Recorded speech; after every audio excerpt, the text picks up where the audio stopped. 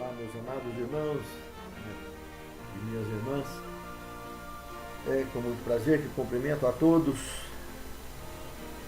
e tenho também a alegria de juntos podermos compartilhar de mais uma lição da série Lições da Bíblia Sagrada. Hoje a lição de número 5, Discipulando os Enfermos. Gostaria de convidá-los para uma palavra de oração. Santo Deus, te somos gratos pelo teu amor, o teu cuidado, o teu carinho por nós. Agora, ao abrirmos a tua palavra e estudarmos a história do teu exemplo enquanto vivia com os discípulos, que possamos alcançar a maturidade cristã necessária para trilharmos o mesmo caminho que os seus discípulos trilharam e a tua mensagem continue sendo divulgada em todas as partes do mundo, inclusive dentre os enfermos, atraindo almas aos teus pés. É o que te agradecemos, é o que te pedimos, com perdão de nossos pecados, em nome de Jesus. Amém, Senhor. São Mateus capítulo 15, verso 30 e 31. E vieram a ele muitas multidões. Presta atenção nesse detalhe. Muitas multidões. Trazendo consigo coxos, aleijados, cegos, mudos e outros muitos tipos de doentes. E os largaram junto aos pés de Jesus. Como se diz, toma conta. E ele os curou, de modo que o povo se maravilhou ao ver que os mudos falavam, os aleijados recobravam saúde, e os coxos andavam, e os cegos viam. Então glorificavam a Deus, ao Deus de Israel. Uma cena muito curiosa é que no planeta Terra, se tivesse morrendo mais gente do que nasce, já teria a raça humana entrado em extinção. Estaria próximo da estagnação plena, da extinção plena. Mas cada dia que passa tem mais gente sobre o globo terrestre. Com certeza absoluta. E isso só tem uma resposta: o cuidado de Deus com a raça caída. Não nasce tanto mais gente assim. Muito pelo contrário. Olha como nascia gente na antiguidade. A forma com que a multiplicação abriu sobre a face da terra. Hoje até as pessoas têm até poucos filhos. Nos dias de Davi, 80 anos era infarto de canseira. Hoje a gente assiste aí na televisão, na mídia, a velharada com 110 anos dançando forró pelo mundo afora. E aqueles cristãos, então, aqueles mais dedicados a uma vida de saúde, de alimentação correta e sensata, esses com lucidez plena, chegam aí a 115, 120 anos e vai embora.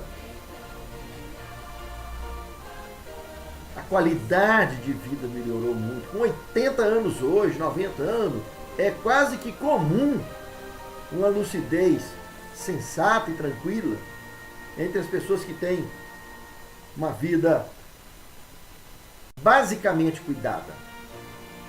Aqueles que zelam com carinho, então. Mas o que eu quero observar aqui é o cuidado de Deus no nosso bem-estar. E a questão de discipular ou fazer discípulos dentre os enfermos, isso chama a atenção desses missionários, que sou eu e você, de fazer essa obra, esse ministério de coragem, de fé e de missão. Quando nós exercemos esse ministério, nós apresentamos uma palhinha da recriação do nosso planeta através da cura e do poder da oração. Fé e obras é o exemplo do Mestre. E dos discípulos. Não se esqueçam disso.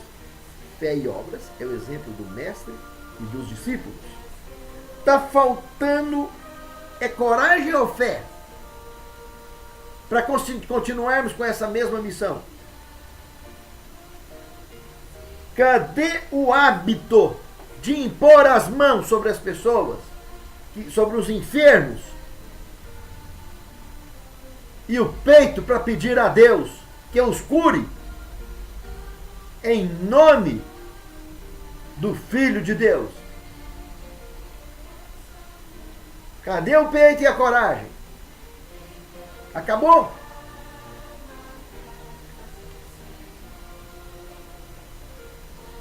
O Messias que cura. Aqui nós temos apresentado 3 textos bíblicos muito interessantes. 2, que é Isaías 53:4, que incluiria o verso 5 também. E Mateus 8:17, que é um ponto do Novo Testamento onde está citado esse texto de Isaías que está em paralelo. Veja que no Isaías 53, no verso 4, mostra que ele, o Messias, carregou, mostra que veio. Ele assumiu a nossa culpa. Carregou sobre si as nossas enfermidades.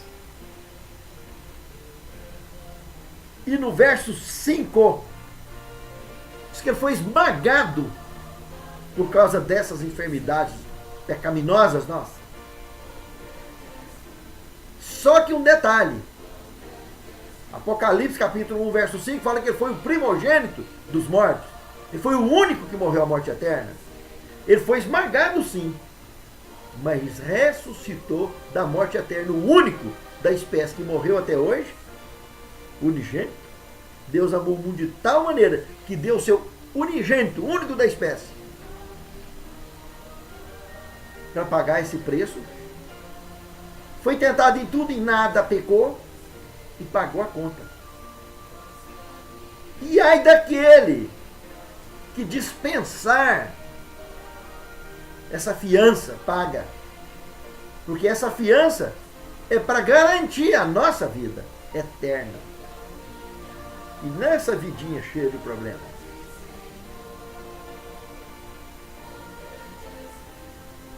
E lá no Evangelho de João, no capítulo 9, verso 1 ao 3, aparece em cena um cego de nascença. E os discípulos perguntam ao mestre: Senhor, quem foi que pecou? Foi ele ou os pais dele? A resposta de Jesus foi tão sensata e tão clara que colocou em evidência não só aquele cenário ali que envolve a Palestina, mas aquele personagem em plena Palestina, que é onde um dia estava o Jardim do Éden, aquele fértil crescente todo, que a Palestina é uma parte dele. Mas a Jerusalém, que estava ali bem pertinho, ali, bem instaladinha, a cidade do Deus vivo, da qual a réplica perfeita seria feita no céu, tudo correlacionado nessa grande obra, dessa grande maravilha do Altíssimo em favor da raça caída, para restaurar e salvar a raça caída. Jesus respondeu para eles: nem ele e nem seus pais. Mas foi para que nele se cumprisse o quê? As obras de Deus. Parou para imaginar isso? Que coisa mais linda. Aquele indivíduo nasceu, foi escolhido, ele viveu o ministério da dor desde que nasceu. Do nada, Deus, em sua onisciência, sabia a qualidade no código genético daquele moço, no que se daria o exercício da vida daquele homem, da fé daquele homem, ao longo de sua história, até encontrar o Salvador do mundo. E a escolha daquele moço coloca ele no cenário da exposição da fé e da realização da vontade de Deus. A restauração é uma ideia bem clara, escatológica, do novo céu e da nova terra, do novo homem que será restaurado e de uma natureza que será recriada. A Palestina, como eu disse desde o início, fez parte do plano eterno do Senhor para esse cenário. Tanto que a cidade santa Nova Jerusalém, o profeta Zacarias diz que vai descer ali, onde é o Monte das Oliveiras, vai partir no meio, metade vai em direção ao norte, outra metade em direção ao sul, ali se tornará um grande vale e uma cidade com um jardim gigantesco descerá ali naquele lugar. Só a cidade, segundo as medidas do Apocalipse, dá mais ou menos 550 quilômetros cada lado. Do tamanho do estado de São Paulo, mais ou menos, uma área quadrada vai descer ali. Que coisa mais linda, hein? E o jardim em volta. Um jardim com aproximadamente, para formar um quadrado perfeito, que cobre o atual Fértil Crescente, ou Oriente Médio, ele teria que ter aproximadamente 2.000 quilômetros cada lado dele, com a cidade de 550 quilômetros lá dentro. Que o cume dela vai sair para fora do planeta. O Messias pequeno. Quando apresentamos esse Messias, nós levamos a esperança, nós alimentamos a esperança, suscitamos o fornecimento de fé através do Espírito Santo aos enfermos e ao mundo ao nosso redor e ao redor deles. Cura do corpo. O terceiro tema. Aqui aparece em Marcos 2, de 1 a 12, a experiência do paralítico de Cafarnaum. Nós poderíamos tirar 3 lições básicas dessa experiência e uma certeza absoluta. Vamos às lições. Primeiro, Cristo é o Deus do impossível. Primeira lição. Quando aquelas pessoas decidiram subir pelo telhado, para abrir o telhado e descer em cordas aquele paralítico na maca, eles tinham uma convicção, uma determinação, que não tinha nada que impedisse deles fazerem aquilo. A casa estava cheia, estava lotada, lá fora lotado, mas eles tinham certeza que existe um Deus do impossível. E aquele que estava lá dentro era capaz de fazer isso ser uma realidade. Se tornar uma realidade da vida deles. A segunda lição. Fé viva é a única forma de solução. Fé viva, que gera obras, que gera movimento, é a única forma de solução para todos os nossos problemas. Terceira lição tirada dali. Só uma mente aberta, humilde, aberta e humilde, alcança a estatura ideal na jornada cristã. O crescimento ideal, a estatura ideal, o amadurecimento ideal. Doenças, preconceitos, tradições, julgamentos. Lembra ali do cenário? Quando Jesus falou em perdoar pecados, como que os fariseus ficavam ali, os líderes de igreja, da igreja dele, ficou ali conversando, blá, blá, blá, blá, blá, blá. Mente fechada. Limita o conhecimento. Limita automaticamente o crescimento. Limita a possibilidade de encontrar verdadeiramente, genuinamente, com a verdadeira fé e com o verdadeiro Deus.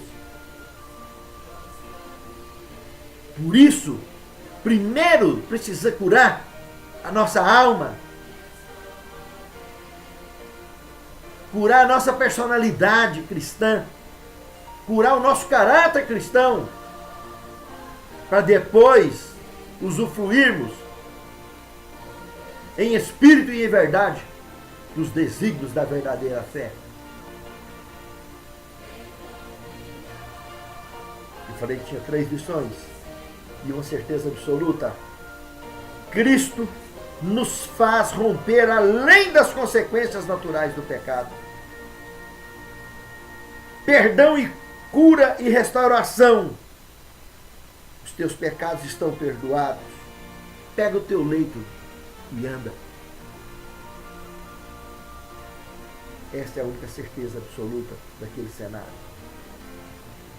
Cristo nos faz romper além das consequências naturais.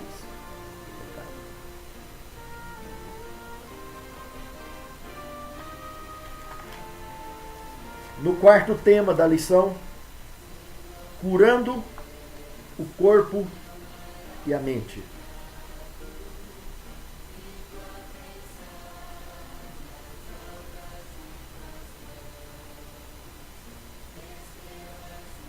Para o nosso corpo mortal, muitos remédios, hoje em dia, até pode resolver algumas das moléstias mentais que o mundo convive com elas. Para que o doente tenha condições de viver de uma forma básica na sociedade, até a esquizofrenia, tomando os remédios direitinho, ele convive na sociedade. O bipolar consegue conviver tomando os remédios direitinho, mas se não tomar os remédios, não consegue conviver bem. Mas na dependência dessas medicações, eles conseguem conviver bem. Agora, nenhum desses remédios são capazes de restaurar os nossos traumas, os nossos transtornos, as nossas moléstias mentais de um modo geral, de maneira que, na maioria dos casos, como eu já disse, a maioria fica dependente para o resto da vida dos remédios, enquanto que Cristo, o verdadeiro Deus, expôs de maneira pública o ministério da cura. E os seus discípulos prosseguiram com esse trabalho. Porque Cristo, Ele cura e restaura. Ele, um dia, vai recriar toda a natureza deste velho mundo. Só que para nós fazermos parte disso, precisamos hoje fazer parte desse discipulado que ficou como exemplo pelo nosso mestre. Teve que ter peito, teve que ter coragem para pedirmos de Deus o dom E não termos medo de ir aos hospitais e pôr a mão sobre os doentes e orar por eles com fé. Daqui a pouco você vai ver os resultados. Porque não são seus os resultados. São dele, do Salvador. Ele só queria um instrumento para ele usar e ir lá levar a cura, o conforto para quem está doente. O quinto tema, a ressurreição e a vida. Muito bem.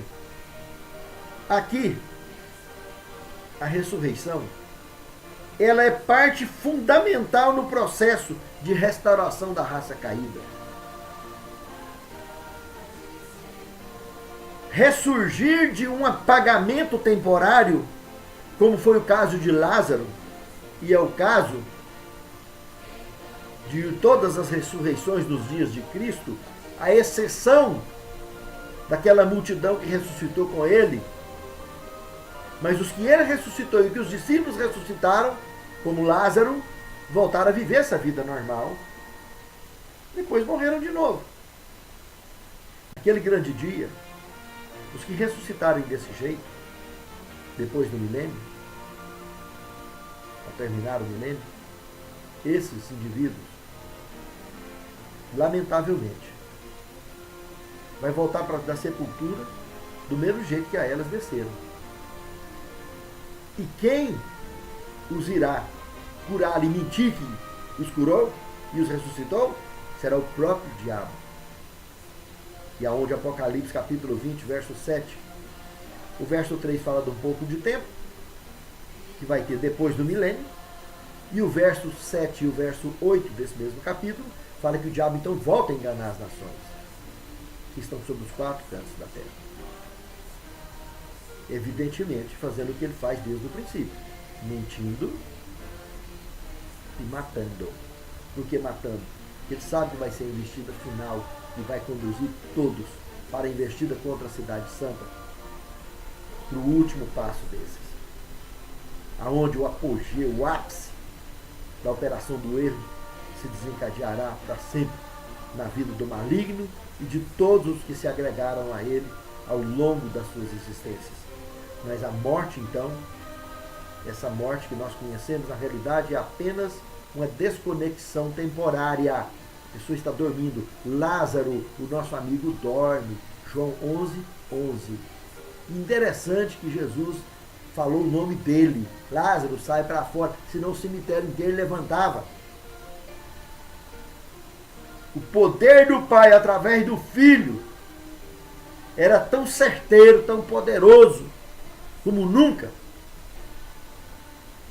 em toda a eternidade.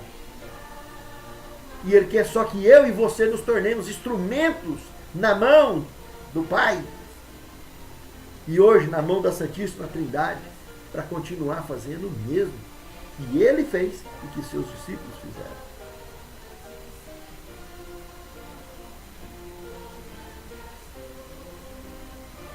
A ressurreição daquela grande multidão que ressuscitou com ele em São Mateus 27, 51 a 53. A ressurreição de Moisés, lá em Judas, verso 9, que comenta de Deuteronômio também, 34, versos 5 e 6, que por ele ter ressuscitado, a sepultura desapareceu. E desapareceu porque ele ressuscitou para a vida eterna. Todas as pessoas que ressuscitarem para a vida eterna, qual é a razão de ter uma sepultura?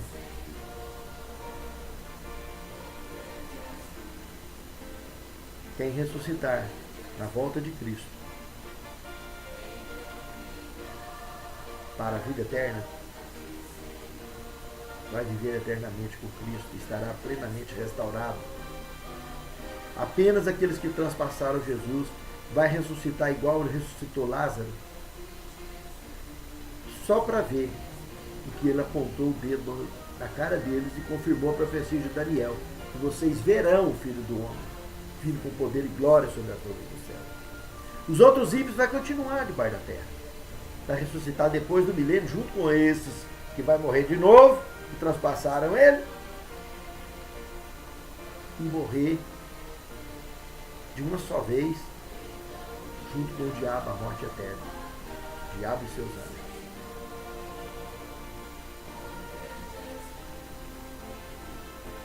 Os que ressuscitarem de verdade, quando Jesus voltar, da ressurreição da vida eterna, esses verdadeiramente estarão começando a viver. Porque vão viver a vida eterna. Que essa raça não conhece. Somente o registro escrito das Escrituras Sagradas e a convicção através da fé. A vida e a morte para Deus só tem um sentido: eterno. Vida eterna, morte eterna. A dimensão do pecado conhece o sono da morte. Foi uma dimensão aberta para temporariamente ser trabalhado dentro dessa dimensão a restauração da fé. Para que as pessoas essa raça caída possa ser resgatada, redimida e reintegrada à dimensão eterna, que é a única que existe de verdade. Porque é a dimensão do Senhor. Essa segunda dimensão fez parte apenas de um plano temporário, para que eu e você e todos ao nosso redor possamos ter a convicção de que algo muito melhor e muito maior foi preparado para nós.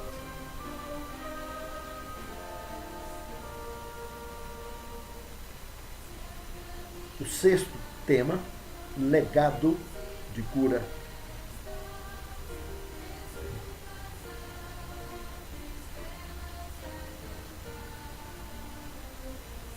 Fazendo apenas um paralelo, um comentário.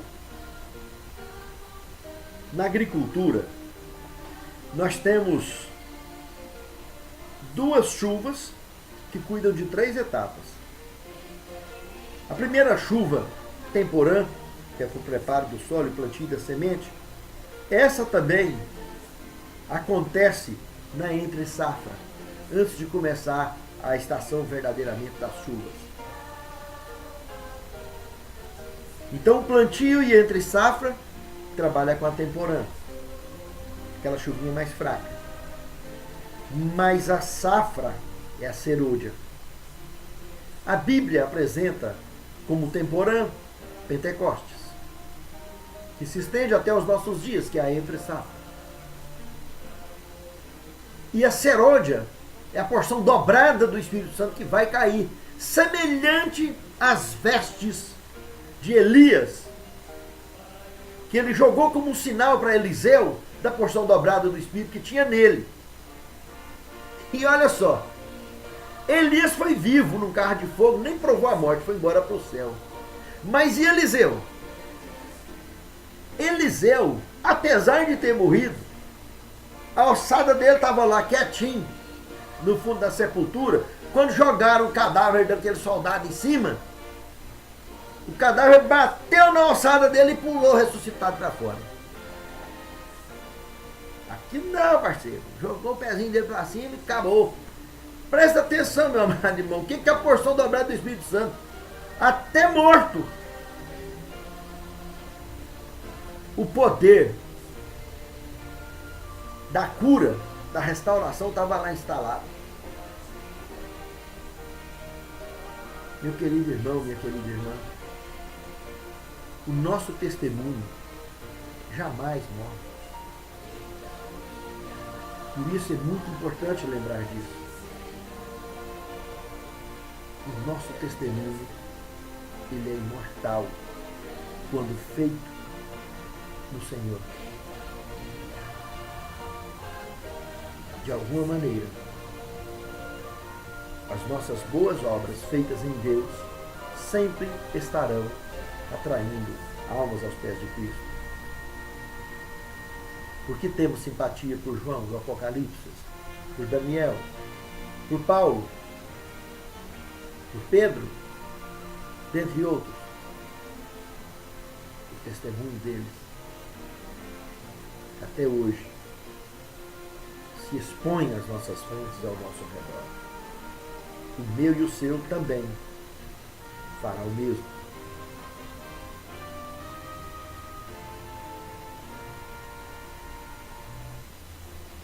Irmãos, Deus, Ele é exatamente o mesmo. A fé é exatamente a mesma. Os milagres são exatamente o mesmo. Qual é a diferença? O que mudou? Porventura não foi somente os indivíduos? O semeador e a seara está lá. Enorme, maravilhosos.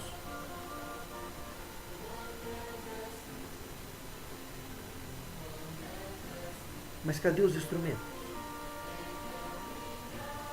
A seara é grande, os trabalhadores são poucos.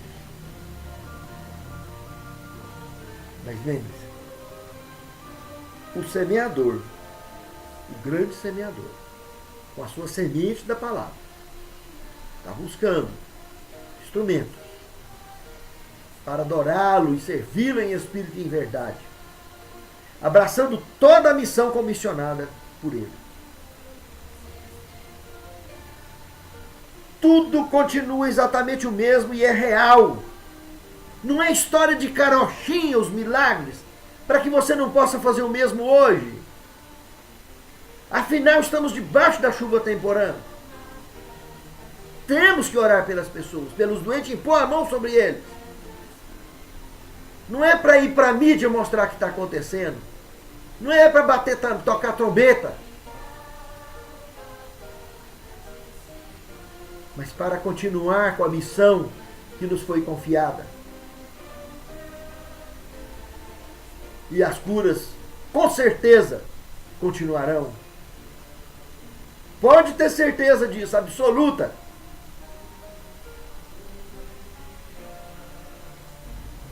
Quem continua nessa missão sabe o que está dizendo.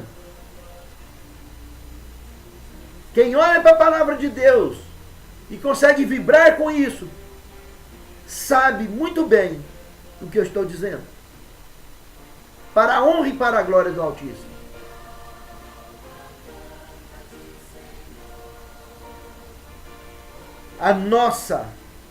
O nosso grão, o grão da nossa fé, ele só germina se respeitar as etapas dessa chuva temporã e serôdia. Do contrário, ou a semente seca ou ela encharca. Ninguém que não recebeu a temporã vai receber a serôdia. Precisa, é fundamental, que o Espírito Santo que já desceu no Pentecostes, você tome mão disso, dessa chuva que desceu lá no Pentecostes, para que, se você quiser receber a serôdia daqui mais alguns dias. Do contrário, lembre-se, a semente da nossa fé, o grão da nossa fé, ou ele vai secar porque não vai receber nenhuma chuva e não vai dar fruto, e a fé sem obra é morta, ou ele vai encharcar e vai matar o grão do mesmo jeito. O que você quer? O que você quer? Busque as duas. Usufrua da que já está disponível a temporã. Daí você vai receber a serôdia. Ninguém deverá cansar de buscar a temporã. Porque essa chuva que já desceu no Pentecostes é o nosso legado para finalmente recebermos a serôdia. Para finalizarmos essa matéria, o sétimo tema, a ciência do bom viver, página 77 até a 79, eu destacaria o segundo parágrafo aí do manual, que nos diz o seguinte: o paralítico encontrou em Cristo tanto a cura da alma como do corpo, ele necessitava de saúde da alma antes de poder apreciar a do corpo. Que Deus abençoe a mim e a você, meu amado irmão, minha amada irmã. Que possamos lançar mão, para a honra e glória de Deus, dessa chuva que já caiu no Pentecostes, e possamos continuar exercendo o discipulado da fé e o discipulado dentre os enfermos. Porque lá, ao você orar com fé, impondo a mão sobre os doentes, as mesmas 3 respostas vão surgir. Sim, não, espera um pouco. Uma delas vai acontecer. E a hora que der o sim, meu amado irmão, quantos e quantos glorificarão a Deus? E se der o não, quantos corações foram atingidos por aquela oração de poder? Também trará resultados. E se for espera um pouco, também trará almas aos pés de Cristo. A resposta de Deus sempre alcança corações. Só que para ter resposta de Deus, precisa do instrumento de Deus estar lá. E o instrumento sou eu e sou você, e é você. Que o Senhor nos abençoe. Santo Deus, usa-nos como instrumentos nas tuas mãos. Porque temos a certeza absoluta, através da revelação da tua palavra, que os preguiçosos ficarão do lado de fora e os covardes não entrarão no reino de Deus. Nós não podemos alimentar a fé só para nós. O teu reino só para nós. Ele foi feito para ser exposto à raça caída, para que ela saia da queda, se erga, passe para os braços de teu Filho amado e possamos trilhar na escada da consagração cristã. E nos braços de Cristo, naquele grande dia, sermos entregues aos teus braços, ó grande Pai. Através do teu Santo Espírito, possamos sempre abraçar essa mensagem e esta missão. Fortaleça-nos e capacita-nos para tal missão. É o que te suplicamos agradecidos. É em nome de Jesus.